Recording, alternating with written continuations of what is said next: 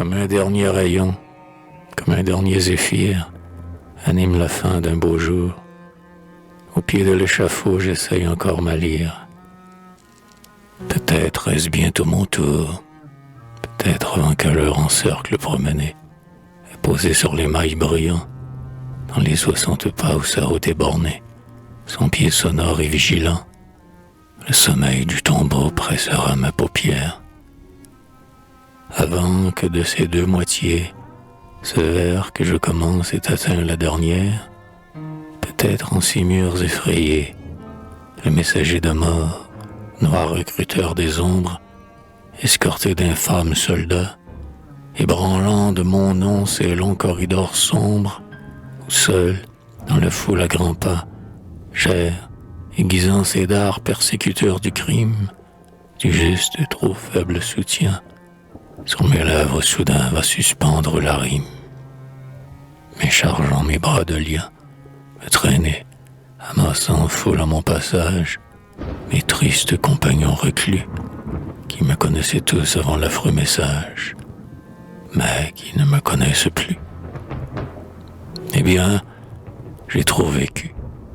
Quelle franchise auguste, de mâle constance et d'honneur, quel exemple sacré doux à l'âme du juste, pour lui quelle ombre de bonheur, quel témis stérile aux têtes criminelles, quelle pleure d'une noble pitié, des antiques bienfaits, quels souvenirs fidèles, quels beaux échanges d'amitié, font digne de regret l'habitacle des hommes.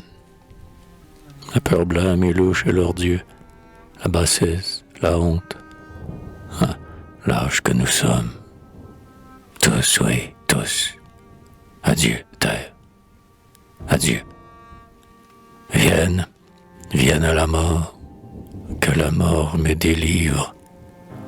Ainsi donc, mon cœur abattu cède au poids de ces mots.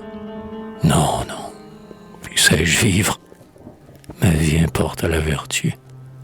Car l'honnête homme enfin, victime de l'outrage, dans les cachots, près du cercueil, relève plus altier son front et son langage, brillant d'un généreux orgueil. S'il est écrit aux cieux que jamais une épée n'étincellera dans mes mains, dans l'encre et l'amertume, une autre arme trempée peut encore servir les humains. Justice, vérité, si ma main, si ma bouche, si mes pensées les plus secrets ne froncèrent jamais votre sourcil farouche, et si les infâmes progrès, si la risée atroce, plus atroce injure, lançant de hideux scélérats, ont pénétré vos cœurs d'une large blessure, sauvez-moi. Conservez un bras qui lance votre foudre, un amant qui vous venge.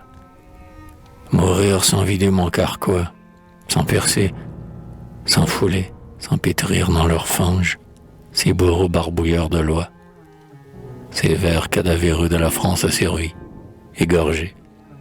Oh mon cher trésor, oh ma plume, fiel, bile, horreur, Dieu de ma vie, par vous seul je respire encore, comme la poix brûlante agitée en ses veines, ressuscite un flambeau mourant.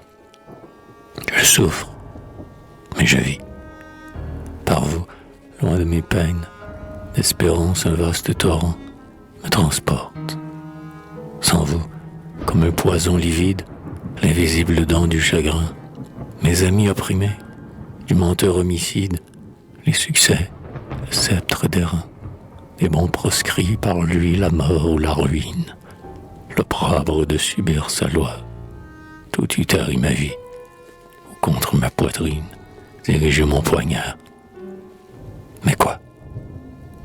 Nul ne resterait donc pour attendrir l'histoire, sur tant de justes massacrés, pour consoler leurs fils, leurs veuves, leurs mémoires, pour que des brigands abhorrés frémissent au portrait noir de leur ressemblance, pour descendre jusqu'aux enfers, nouer le triple fouet, le fouet de la vengeance, déjà levé sur ces pervers, pour cracher sur leur nom, pour chanter leur supplice. Allons, étouffe tes clameurs, souffre, à cœur gros de haine, affamé de justice.